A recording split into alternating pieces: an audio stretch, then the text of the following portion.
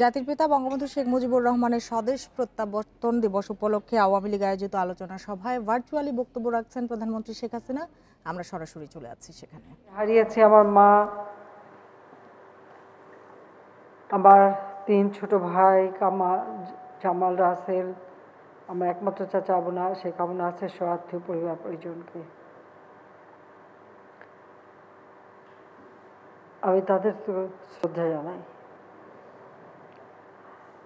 বাংলাদেশের মানুষের গণতান্ত্রিক অধিকার, ভোট ও ভাতের অধিকার প্রতিষ্ঠার সংগ্রাম করতে গিয়ে, স্বৈরাচার বিরোধী আন্দোলন করতে গিয়ে আমাদের আওয়ামী লীগ এবং তাদের সহযোগী সংগঠনের অনেক নেতাকর্মী জীবন দিয়েছে।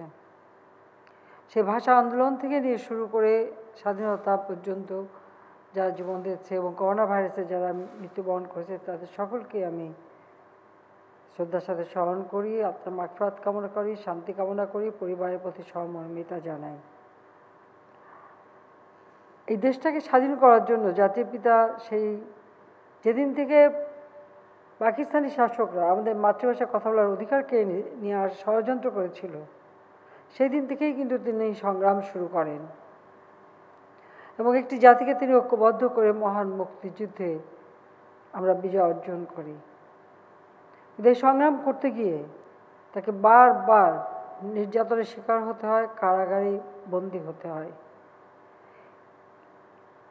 একটা মানুষ তার জীবনের সব কিছু ত্যাগ করেছিলেন একটি জাতিকে তার আত্মপরিচয় ঠিকানা দেওয়ার জন্য, একটি রাষ্ট্র দেওয়ার জন্য। পাকিস্তান আন্দোলনেও কিন্তু তার অবদান রয়েছে, কিন্তু সেই পাকিস্তান সৃষ্টির পরপরই তিনি দেখলেন যে যেটা তার কথা ছিল যে এদের সাথে থাকা যাবে না, অর্থাৎ বাঙালিকে আলাদা একটা রাষ্ট্র গঠন করতে হবে, আলাদা একটি জাতিসত্তা হিসেবে গড়ে উঠতে হবে। এবং সেই জন্যই তিনি যে সংগ্রাম শুরু করেছেন সেই ভাষা আন্দোলন, সেই ভাষা আন্দোলন থেকেই কিন্তু তিনি বারবার গ্রেপ্তার হতে শুরু করেন। 48 সালের 11ই মার্চ ভাষা দিবস হিসেবে পালন করবার জন্য ভাষা সংগ্রাম পরিষদ গঠন করে সে যাত্রা শুরু করেছিলেন এবং সেই দিন তিনি গ্রেপ্তার হন। 15ই মার্চ তিনি মুক্তি পান। এবার যত বাংলাদেশের যে দুস্থ মানুষ তাদের কথা তিনি চিন্তা করতেন। ঢাকা বিশ্ববিদ্যালয়ের যারা চতুর্থ শ্রেণীর কর্মচারীদের আন্দোলন, সে আন্দোলন সমর্থন করতে গিয়ে তিনি আবার গ্রেপ্তার হন 1949 সালের 19শে এপ্রিল। ভিসির বাড়ির সামনে থেকে তাকে গ্রেপ্তার করা হয়। সেখান থেকে তিনি 26শে জুন মুক্তি পান 49 সালে। এরপর গোপালগঞ্জ আবার তিনি বন্দী হন 19 জুলাই 1949, কিন্তু ওই দিন একই দিনে আবার তাকে জামিন দেওয়া হয়। এরপর তিনি ঢাকায় ফিরে আসেন। ঢাকায় ফিরে এসে একদিকে ভাষা আন্দোলন এবং বিশ্ববিদ্যালয়ের কর্মীদের আন্দোলন, সে আন্দোলন তিনি আবারও শুরু করেন। এবং আপনারা জানেন সেই সময় লিয়াকত আলী খানের ঢাকা আসার কথা ছিল, তখন ভুকা মিছিল করা হয়, আর্মেন্টোলা জনসভা করা হয়। সেই সময় আবার তিনি বন্দী হন। ডিসেম্বরের 31 তারিখ 49 সালে তিনি গ্রেপ্তার হন, সেটা মোগলটুলি 69 নম্বর 1 হাজা দেওয়ান থেকে, এবং 27 ফেব্রুয়ারি 52 সালে মুক্তি পান, কারণ সেটা একটা দীর্ঘ সময় তিনি মুক্তি পান। কিন্তু ওই সময় বন্দী থাকা অবস্থায় কারাগারে থেকে ছাত্রলীগের নেতাদের সাথে যোগাযোগ করা এবং ভাষা আন্দোলন চালিয়ে যাওয়ার সমস্ত নির্দেশনা দেওয়া, সেই কাজগুলি কিন্তু তিনি সে বন্দিখানায় বসেই করেন এবং এরপর অনশন ধর্মঘট করেন। তারপর তিনি 27শে ফেব্রুয়ারিতে মুক্তি পেয়েছিলেন।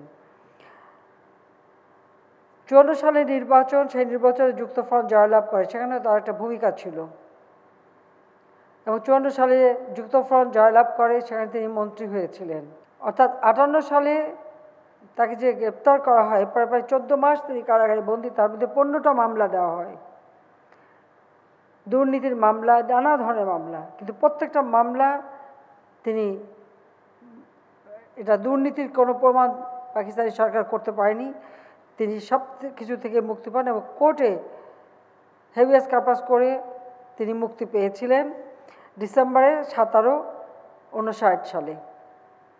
তখন রাজনীতি বন্ধ ছিল, ঢাকা থেকে বাইরে যাওয়ার নিষিদ্ধ ছিল, কিন্তু সেই নিষিদ্ধ থাকা অবস্থায়ও তিনি কিন্তু যে কোনোভাবে হোক তিনি আলফা ইন্স্যুরেন্সে চাকরি নেন।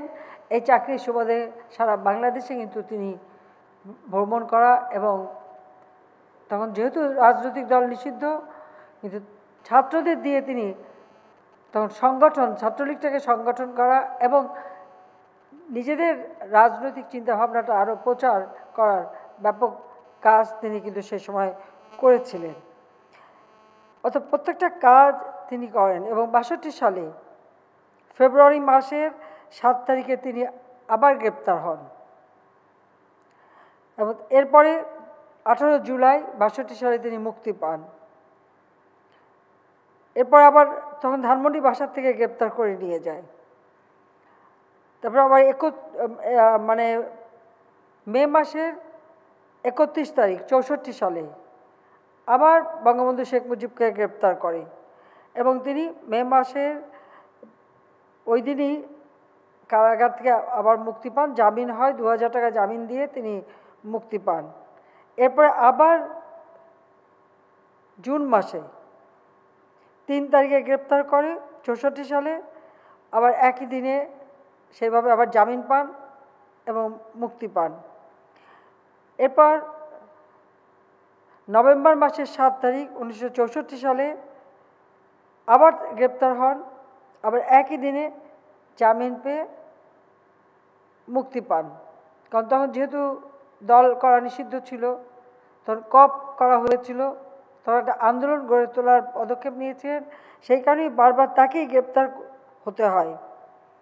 এরপর আবার 28 জানুয়ারি 1966 সালে তাকে গ্রেপ্তার করা হয়, আবার সেই একই দিনে জামিনে মুক্তি পান। কারণ উনি একটা বক্তৃতা দিতেন, তার বিরুদ্ধে মামলা হতো, তাকে বন্দি করা হতো, আবার তিনি জামিনে মুক্তি পেতেন। এরপরে 18 তারিখ তিনি, আপনারা জানেন যে 66 সালে ফেব্রুয়ারি মাসে তিনি 6 দফা দিলেন। 6 দফা দেওয়ার পরই আবার তাকে গ্রেপ্তার করা হলো 18 এপ্রিল 66 সালে যশোরে তার বক্তৃতা। তখন যশোর, খুলনা, চট্টগ্রাম, ময়মনসিংহ, সিলেট, যখন যেখানে গেছেন, যেখানে বক্তৃতা দিয়েছেন, সেখানেই একটা মামলা হয়েছে। এক জায়গা থেকে আরেক জায়গায় গেছে, তাকে গ্রেপ্তার করেছে, আবার তিনি জামিন পেয়েছেন, কারণ আবার সেখান থেকে মুক্তি পেয়ে আবার আরেক জায়গায় গেছেন, সেখানে আবার বন্দি। 18 এপ্রিল গ্রেপ্তার, মুক্তি পেয়েছেন, আবার 24 এপ্রিল গ্রেপ্তার হয়েছেন, জামিন পেয়েছেন, আবার 9 মে গ্রেপ্তার হয়েছেন, এবং এভাবে প্রত্যেকটা যেখানে গেছেন বারবার তাকে গ্রেপ্তার করা হয়েছে। কিন্তু 66 সালে মে মাসে 8 তারিখে তাকে বাসা থেকে তুলে নিয়ে যাওয়া হয়, আর 9 তারিখে গ্রেপ্তার দেখানো হয়, কারণ সরকারি হিসেবে 9 তারিখ আছে। কিন্তু এরপর কিন্তু আর তাকে মুক্তি দেয়নি, কারাগারে রেখেই তার বিরুদ্ধে একের পর এক মামলা দিতে থাকে, কারণ 6 দফার বিরুদ্ধেই তাদের যত রাগ ছিল। সবথেকে বড় কথা হলো 6 দফাটা তিনি যেটা নিজেই বলেছেন, তার নিজের চিন্তার থেকে তিনি এটা তৈরি করেছেন। আলফা ইন্স্যুরেন্স কোম্পানির অফিসে বসে তিনি এটা চিন্তা করতেন, এবং আমাদের হানিফ ভাই ছিলেন, আমাদের মোহাম্মদ হানিফ, যিনি ঢাকার মেয়র ছিলেন, তিনি এটা টাইপ করতেন, তাকে দিয়ে এটা টাইপ করাতো, এবং এইভাবেই 6 দফাটা তৈরি করেন। এবং সেই 6 দফা যখন বিরোধী দলের একটা সম্মিলিত পাকিস্তানের বিরোধী দলের একটা সম্মেলন হয়, সেখানে তিনি এটা পেশ করতে যান, এটা তারা গ্রহণ করে না। তিনি ঢাকায় এসে ওখানে প্রেসকে জানান তার সংক্ষিপ্ত সার, ঢাকায় এসে সেটা এয়ারপোর্টে প্রচার করেন, এবং তারপর তাকে যে গ্রেপ্তার করা হলো, আর কিন্তু মুক্তি দেওয়া হয়নি। কিন্তু জানুয়ারি মাসের 18 তারিখ, জানুয়ারি মাসের 17 তারিখে তাকে ঢাকা কেন্দ্রীয় কারাগার থেকে মুক্তি দেওয়া হয়, মানে মুক্তি নামে একটি প্রহসন। আর সেই জেল গেট থেকেই আবার বন্দি করে ক্যান্টনমেন্টে নিয়ে যেয়ে সেখানে বন্দি করা হয়। তারপরে আপনারা জানেন যে সেই তথাকথিত আগরতলা মামলা, দেশদ্রোহী একটা মামলা দিয়ে তাকে শাস্তি দেওয়ার চেষ্টা করা হয়। যে ব্যাপক আন্দোলন তখন আমরা গড়ে তুলি বাংলাদেশের জনগণ, ছাত্র সমাজ এবং আওয়ামী লীগ নেতৃত্ব, যার ফলে তাকে মুক্তি দিতে বাধ্য হয়। 22শে ফেব্রুয়ারি 1959 সালে তিনি মুক্তি পান। এরপর 17 নির্বাচনে আওয়ামী লীগ সংখ্যাগরিষ্ঠতা অর্জন করে। সেই 6 দফার ভিত্তিতেই কিন্তু নির্বাচনটা হয় এবং গণমানুষের যে সমর্থন, পাকিস্তানি হানাদার বাহিনী সেই সময় পাকিস্তানের আইয়ুব খানের পতন হয়, ইয়াহিয়া খান ক্ষমতা নেয়, কিন্তু ইয়াহিয়া খানের একটা ধারণা ছিল যে এখানে বোধহয় ইলেকশন হবে না। সে ইলেকশনের জন্য কতগুলি নীতিমালা ঘোষণা দেয়। অনেকে এই নীতিমালার বিরোধিতা করেছিল, কিন্তু বঙ্গবন্ধু শেখ মুজিব বলেছিলেন আমাকে ইলেকশন করতে হবে, এই কারণে যে ইলেকশনের মধ্য দিয়ে বাংলাদেশের জনগণের কথা কে বলবে সেটা নির্দিষ্ট হবে। সেই সিদ্ধান্তটা ইলেকশনের মধ্য দিয়ে হয়ে যাবে। 20 দলীয় একটা জোট করেছিল তখন পাকিস্তানি সরকার, এবং তাদের ধারণা ছিল যে আওয়ামী লীগ কোনো মতেই সংখ্যাগরিষ্ঠ আসন পাবে না, কিন্তু সমগ্র পাকিস্তানে সংখ্যাগরিষ্ঠ আসন পায় আওয়ামী লীগ, যেটা তাদের চিন্তারও বাইরে ছিল। এবং সেখানে যে ষড়যন্ত্র, এরপর আপনারা জানেন যে অসহযোগ আন্দোলন, 7ই মার্চে সেই ঐতিহাসিক ভাষণ, যে ভাষণে তিনি ঘরে ঘরে দুর্গ গড়ে তুলতে বলেছিলেন, যে ভাষণের সেই ঐতিহাসিক বক্তব্য, এবারের সংগ্রাম আমাদের মুক্তির সংগ্রাম, এবারের সংগ্রাম স্বাধীনতার সংগ্রাম, যে ভাষণে তিনি নির্দেশ দিয়েছিলেন যার যা কিছু আছে তাই নিয়ে শত্রু মোকাবেলা করতে হবে, অর্থাৎ ঘরে ঘরে দুর্গ গড়ে তোলো। এই যে নির্দেশনাগুলি, একটা গেরিলা যুদ্ধের সমস্ত প্রস্তুতি গ্রহণ করা, এটাই ছিল নির্দেশিকা। তার আগে এই 69 সালে অক্টোবর মাসের 22 তারিখে তিনি লন্ডন যান। আমার সৌভাগ্য ছিল যে আমি সেই সময় তার সাথে ছিলাম ওখানে, এবং সেই সময় মোটামুটি একটা প্রস্তুতি নেন যে বাংলাদেশে যদি নির্বাচন হয়, তিনি জানতেন যে নির্বাচন হলে আওয়ামী লীগের সরকার ক্ষমতা দেবে না, তো ক্ষমতা না দিলে আমাদেরকে কি করতে হবে, মুক্তিযুদ্ধ করতে হবে। কাজী যুদ্ধের প্রস্তুতি, গেরিলাদের ট্রেনিং, শরণার্থীদের সাহায্য কীভাবে হবে, কোথা থেকে অস্ত্র আসবে, মোটামুটি সমস্ত পরিকল্পনা সেভাবে করেন। কারণ প্রবাসীরা, জাতির পিতাকে যখন আগরতলা মামলা দেওয়া হয় তখন প্রবাসীরা বিরাট ভূমিকা রেখেছিল তখন। কাজে সেই কারণেই ওখানে বসেই তিনি সমস্ত কিছু প্রস্তুত করে রেখে আসেন। কাজে তার একটা সিদ্ধান্ত একেবারে সুনির্দিষ্ট ছিল, তিনি ইলেকশন করেন, জয়ী হন।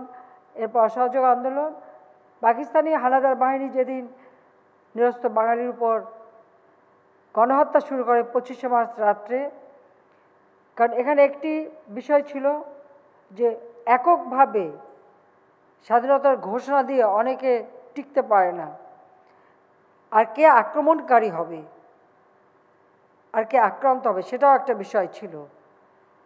এবং তখন এই সময়টা ছিল সব থেকে, আমি মনে করবো সব থেকে একটা গুরুত্বপূর্ণ সময়। যখনই পাকিস্তানি হানাদার বাহিনী রাজারবাগ পুলিশ ফাঁড়িতে আক্রমণ করলো, ইউনিভার্সিটিতে আক্রমণ করলো, পিলখানা আক্রমণ করলো, এবং তখনই পূর্ব পরিকল্পনা অনুযায়ী তিনি তার এই স্বাধীনতার ঐতিহাসিক ঘোষণাটা কিছুক্ষণ আগে আমাদের দক্ষিণ আওয়ামী লীগের সভাপতি মান্নাফি ভাই যেটা বললেন, সে ঘোষণাটা দিয়ে নির্দেশনা দেন, এবং তিনি যে সমস্ত বাংলাদেশে সংগ্রাম পরিষদ গড়ে তোলার নির্দেশ দিয়েছিলেন, আওয়ামী লীগের নেতাকর্মীরা কিন্তু সেই সংগ্রাম পরিষদ গড়ে তোলে এবং তাদের হাতে এটা পৌঁছে যায়। পুলিশের তখন ছিল ইপিআর ওয়্যারলেসের মাধ্যমে এই বার্তাটা পৌঁছে যায়। পুলিশের ওয়্যারলেসে সেটা প্রত্যেকটা থানায় থানায় সেটা গ্রহণ করে তারা এইটা প্রচার করে দেয় এবং আমাদের সংগ্রাম পরিষদের হাতে তুলে দেয়, এবং টেলিগ্রাম, টেলিপ্রিন্টারের মাধ্যমে এটা পৌঁছে যায়। আওয়ামী লীগের নেতারা চোঙ্গা ফুকিয়ে বা রিক্সায় করে বিভিন্নভাবে এটা প্রচার শুরু করে দেয়। এদিকে পাকিস্তানি হানাদার বাহিনীও আক্রমণ শুরু করে, বাঙালিরাও তখন প্রতিরোধ গড়ে তোলে। এইভাবে আমাদের যুদ্ধের শুরু, এবং সেই যুদ্ধে আমরা বিজয় অর্জন করি। আমাদের বন্ধুপ্রতিম দেশ তারা আমাদের পাশে দাঁড়ায়। ভারতের অনেক সেনাবাহিনীর অনেক সদস্য জীবন দিয়েছে আমাদের সাথে, আমাদের মুক্তিযোদ্ধাদের সাথে, তাদেরকে আজকে দিনে আমি স্মরণ করি। সবথেকে বড় কথা, তিনি যখন মুক্তি পেলেন এবং ফিরে এলেন বাংলার মাটিতে।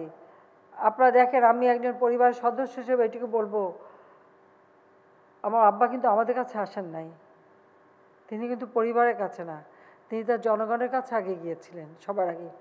তার জনতা তাদেরকে যে তিনি কত ভালোবাসতেন সেটাই হলো সবথেকে বড় কথা, যে বাংলার মানুষকে তিনি সবথেকে বেশি ভালোবাসতেন, সেই মানুষের কাছেই তিনি ছুটে গিয়েছিলেন। দীর্ঘ 9টা মাস যে কারাগারে ছিলেন, সেখানে তার উপর যে অত্যাচার নির্যাতন,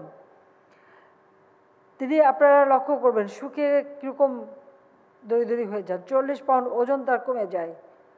তারপর তিনি সেই কারাগার থেকে, বন্দিখানা থেকে তিনি চলে যান লন্ডন, সেখানে প্রেস কনফারেন্স করেন, প্রাইম মিনিস্টার হিথের সঙ্গে দেখা করেন, আমাদের প্রবাসীদের সঙ্গে সাক্ষাৎ করেন। সেখান থেকে তিনি দিল্লি হয়ে আসেন, দিল্লিতে প্রাইম মিনিস্টার ইন্দিরা গান্ধী এবং সেখানে তাদের প্রেসিডেন্ট, তাদের সঙ্গে সাক্ষাৎ হয়, সেখানেও তিনি জনগণকে সামনে বক্তব্য দেন। তারপর তিনি ঢাকায় আসেন, সেখান থেকে এসে তিনি সরাসরি রেসকোর্স ময়দানে চলে যান। তারপর যে ভাষণটা তিনি দিয়েছেন, একটি স্বাধীন রাষ্ট্র পরিচালনা করার সমস্ত দিক নির্দেশনা ওই ভাষণে আছে। এবং সেখানে কিন্তু তার হাতে কোনো লেখা কাগজ টাগজ কিছুই নেই, তিনি যা বলেছেন নিজের মন থেকে বলেছেন। এবং আমাদের বন্ধুপ্রতিম দেশ যারা আমাদেরকে সহযোগিতা করেছে তাদের সকলের প্রতি কৃতজ্ঞতা জানিয়েছেন। এবং বাংলাদেশের মানুষ যে এই দীর্ঘ 9 মাস যে পাকিস্তানি হানাদার বাহিনীর হাতে যে অত্যাচারিত নির্যাতিত, সেই কথাগুলি তিনি তুলে ধরেছেন। এবং দেশটাকে কিভাবে পরিচালিত করা হবে তার দিক নির্দেশনা তিনি দিয়েছেন, যার প্রতিফলন আমরা দেখি আমাদের যে সংবিধান তিনি দিয়েছিলেন, সেই সংবিধানে তিনি তার স্পষ্টভাবে উল্লেখ করা আছে। একজন মানুষ একটা জাতির প্রতি, মানুষের প্রতি কতটা নিবেদিত হলে পরে, মানুষকে কতটা ভালোবাসতে পারলে এইভাবে আত্মত্যাগ করতে পারে আর এইভাবে মানুষের কথা বলতে পারে।